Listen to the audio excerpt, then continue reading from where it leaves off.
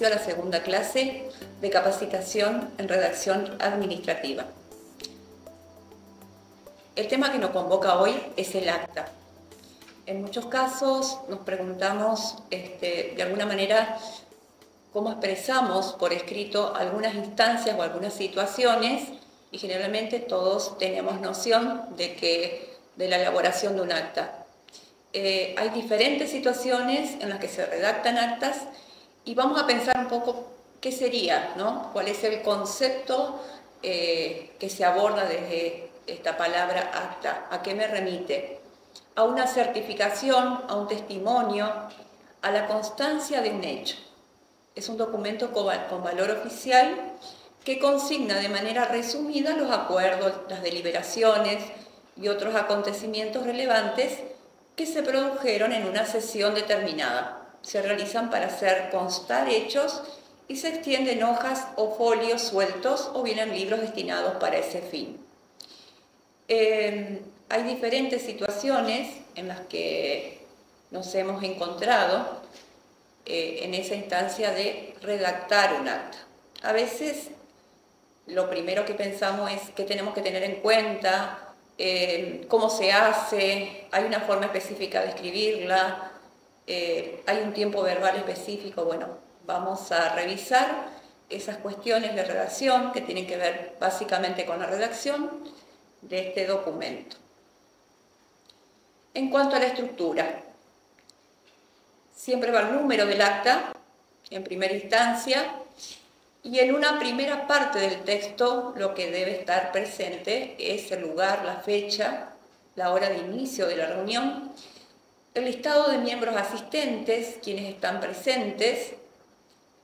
Viene después una síntesis de las exposiciones, deliberaciones y un registro de planteos o hechos que surgen de esa reunión. Avisos referidos a una próxima reunión, inclusive si hay un acuerdo de una próxima reunión, también debe constar en el acta la hora de finalización y la firma de los presentes. Cabe destacar que al finalizar un acta y al estar la firma, debe ser prácticamente sobre la terminación del texto. ¿Por qué? Porque no debe quedar espacio entre el cuerpo del texto y las firmas, nunca que debe quedar espacio para que no se preste esto a que se pueda agregar algo que no se acordó. Bien, lo que se busca con un acta es escoger hechos. Una de las cosas que se debe evitar en términos de redacción es iniciar un acta con el tiempo gerundio, con el verboide. ¿Cómo reconocemos ese inicio que se sugiere no utilizar siendo las 20 horas, por ejemplo? Eso es lo que debemos evitar. No es que no se utilice el gerundio, simplemente que se sugiere evitarlo al principio de la oración. Por otro lado, saber también que como un acta necesita el mayor de los cuidados, se deben evitar errores técnicos, ortográficos, gramaticales y de puntuación. Entonces, en ese caso hay que estar muy atentos. En algunos casos se hace un borrador y se lee en una próxima reunión y luego se corrige y se revisa. A veces se hace directamente sobre el libro de acta en el mismo momento. Y bueno, sobre estas cuestiones también hay que estar atentos en el momento de escribir. Como permanentemente estamos escuchando lo que dice cada una de las personas que participa de una reunión sobre la que se elabora el acta, tenemos que aprender a manejar el estilo indirecto. También saber que existen fórmulas fijas. En este caso, por ejemplo, siendo las 16 horas, ese uso del gerundio para anunciar horarios de apertura y cierre, que se sugiere utilizarlo no al inicio, en este caso. A continuación toma la palabra, son fórmulas fijas que vamos a encontrar en un acta. Acto seguido, pide la palabra, en uso de la palabra, no habiendo más asuntos que tratar, son conectores interoracionales típicos del acta. Entonces, estas son las frases, llamémosle de esta manera, que vamos a encontrar y que vamos a utilizar como fórmulas fijas. Como se supone que la persona que está tomando nota o está elaborando el acta lo está haciendo en el mismo momento en que ocurre una reunión, o la situación o el testimonio que está registrando en ese momento, siempre el tiempo verbal debe ser presente, ¿sí? Debido a que la transcripción es simultánea con el desarrollo de la reunión. Entonces, inicia la reunión, el presidente propone, se acuerda, se levanta la sesión. Siempre es en tiempo presente. Vamos a hablar también de que no existe una sola forma, un solo tipo de acta, sino que existe también una clasificación. Tenemos nociones, porque habremos escuchado en algún momento hablar de diferentes tipos de actas, las actas de asamblea, las de nacimiento, todos tenemos un acta de nacimiento, acta de reuniones, que son las más comunes, el acta de matrimonio o un acta administrativa. Bien, en cuanto a la normativa, ¿cuál es el material que en este caso y para este módulo se sugiere trabajar y revisar? Es el Manual de Estilo del Lenguaje para Uso de la Administración Pública Provincial. Ahí tenemos abreviaturas y siglas de la página 17 a la página 21. Acentuación de palabras, su importancia en la comprensión, página 23. Diptongo y hiato, su uso, página 24. ¿Por qué estas temáticas de la normativa están presentes con el acta? Porque tengamos en cuenta que un acta se puede hacer de una reunión a otra, pero también si se está escribiendo en el mismo momento, es importante tener en cuenta ciertos conocimientos, sobre todo si el acta es manuscrita, porque a eso vamos a apuntar justamente con estos contenidos. ¿Por qué la acentuación de palabras? Bueno, en principio porque una palabra que no está acentuada correctamente puede dar a entender otro sentido u otro significado.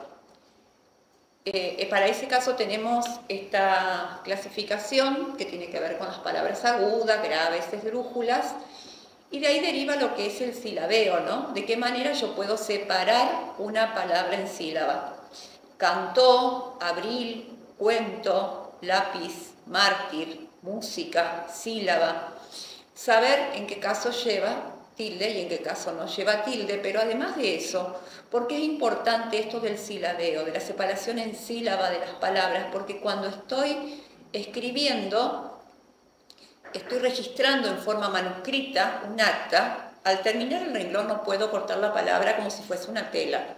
Es decir, en ese caso, tengo que saber hasta dónde llega la sílaba, ¿sí? Colocar un guión, si queda espacio, pero lo que no puedo es, por ejemplo, la palabra música, poner la M y continuar la palabra, el resto de la palabra escribiéndola abajo. Necesito tener manejo de la acentuación de las palabras y también de lo que es el silabeo para el caso de llegar al final de un renglón y saber a dónde tengo que acortar la palabra. Por otro lado, hablamos también de lo que es diptongo y hiato.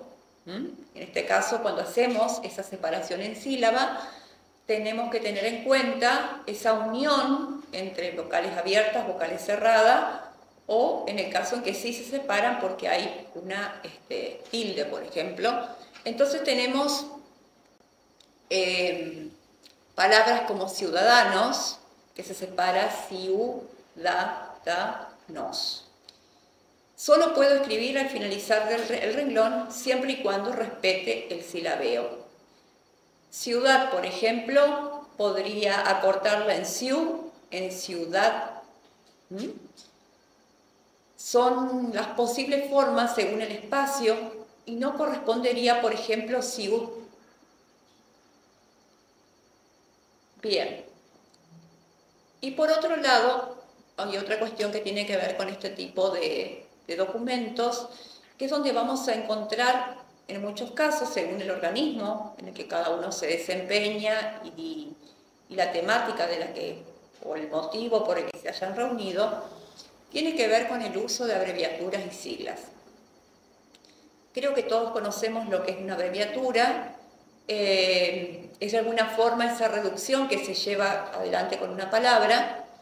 Es una abreviación donde se suprimen las letras finales, centrales, cerradas generalmente con punto y raramente con barra.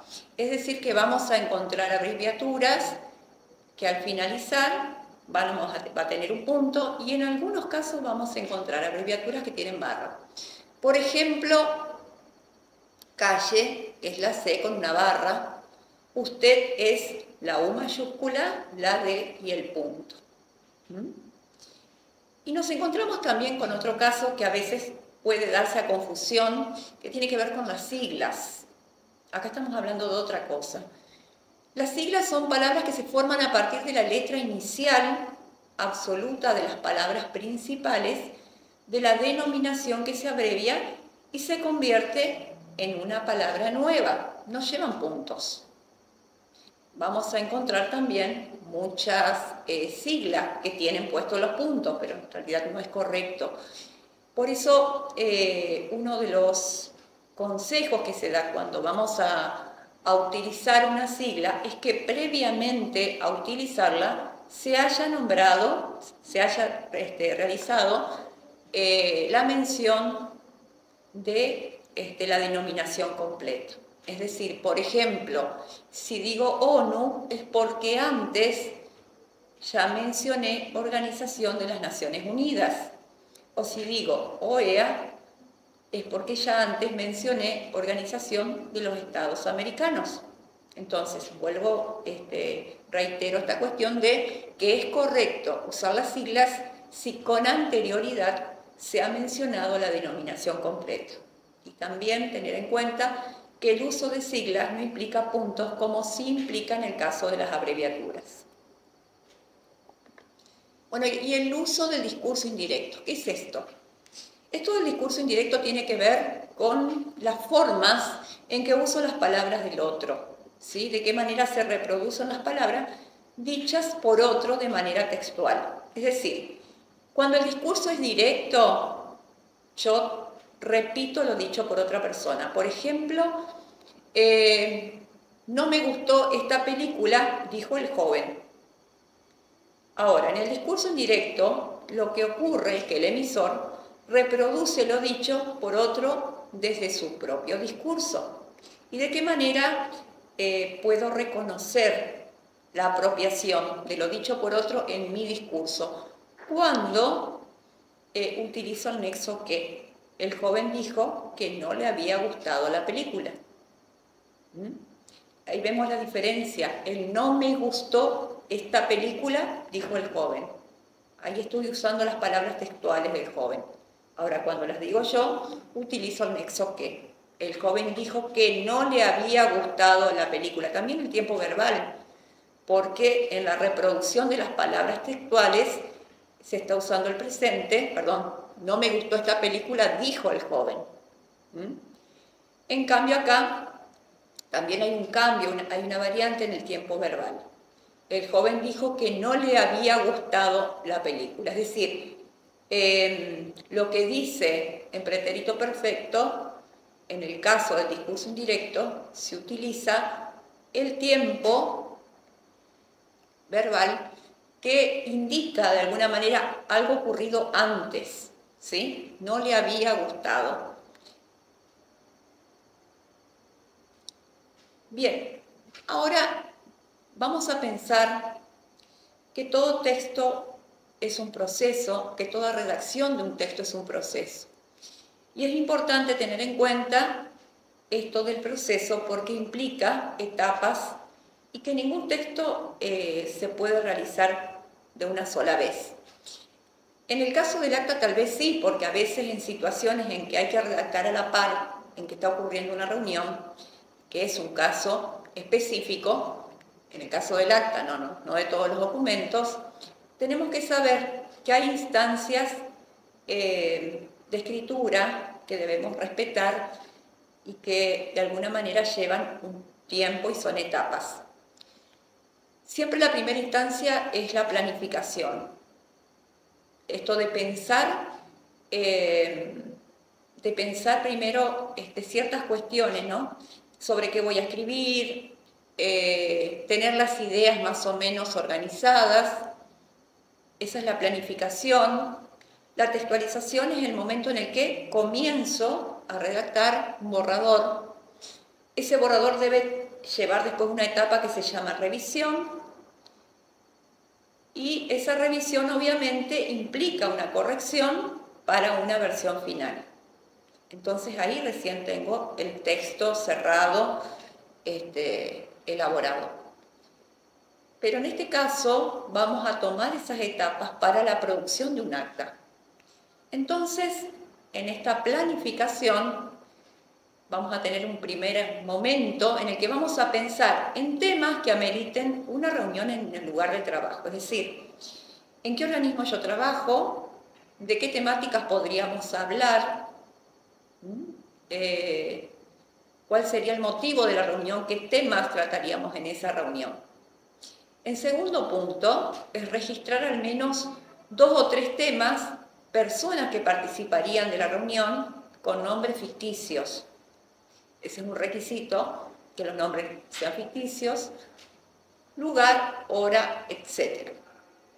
Y elaborar un borrador siguiendo la estructura del acta.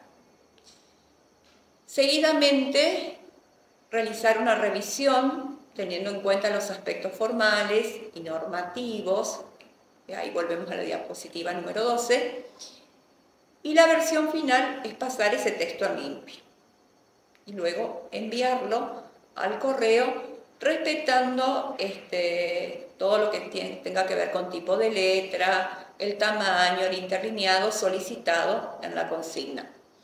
Es un ensayo interesante repasar, revisar todo lo que tiene que ver con la estructura. Cuentan también con un acta modelo que fue tomada de la misma capacitación de algunos asistentes a la capacitación, y pues un trabajo con el que fue corregido. Entonces tenemos algunos modelos de algunas bibliografías y un modelo de acta tomado de otra capacitación. También hay un material teórico que va a permitir revisar cualquier duda que puedan tener en el momento de la escritura, en lo que se refiere a diptongo, a hiato, a siglas, bueno, a todas esas cuestiones que tienen que ver con la redacción.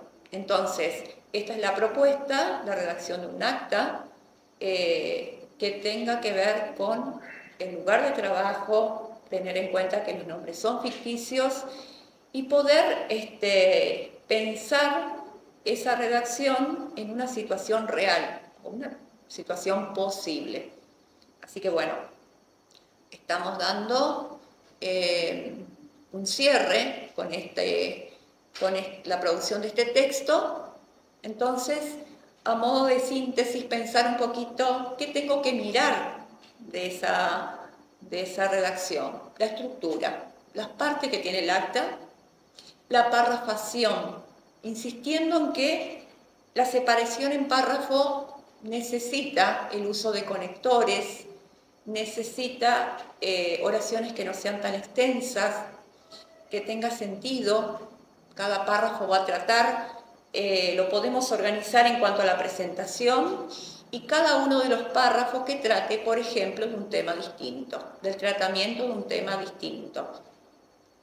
Esto hace también a la coherencia del texto, evitar la repetición de palabras usando los diferentes recursos vistos en el módulo 1, como la elipsis, la sustitución. Esto de la acentuación de palabras también, las abreviaturas y siglas, recordar que cuando no tengo seguridad sobre cómo es la abreviatura de una determinada palabra, buscaría eso, tengo que buscar y consultar. Y en el caso de las siglas, puedo utilizarla si antes he mencionado la denominación completa. Por otro lado, el uso del estilo indirecto, recordar que yo estoy trayendo a mi discurso lo dicho por otros. El uso del gerundio está permitido, lo que debemos evitar es que el uso del gerundio aparezca el inicio de oración. Tener en cuenta las diferentes fórmulas fijas que aparecen en el acta y obviamente los signos de puntuación, el uso de la coma, el punto, los dos puntos, etc. Bien, y acá tenemos a modo de esquema, un poco lo que fuimos viendo a lo largo de este módulo, que tiene que ver con tener de alguna manera una idea de qué es un acta, cuál es su estructura, algunas características, la clasificación del acta y aspectos normativos que tienen que ver con este tipo de redacción, como el discurso directo e indirecto, poder establecer cuáles son las diferencias para tener la herramienta y poder hacer un uso adecuado de ese tipo de discurso. Y aclaro que hablamos de discurso de estilo directo o indirecto, el uso de abreviaturas, acentuación de palabras, diptongo y hiato. Bueno, para sintetizar todo este recorrido para llevar adelante la producción de un acta. Así que bueno, ese es el trabajo de este módulo. Muchísimas gracias por su atención.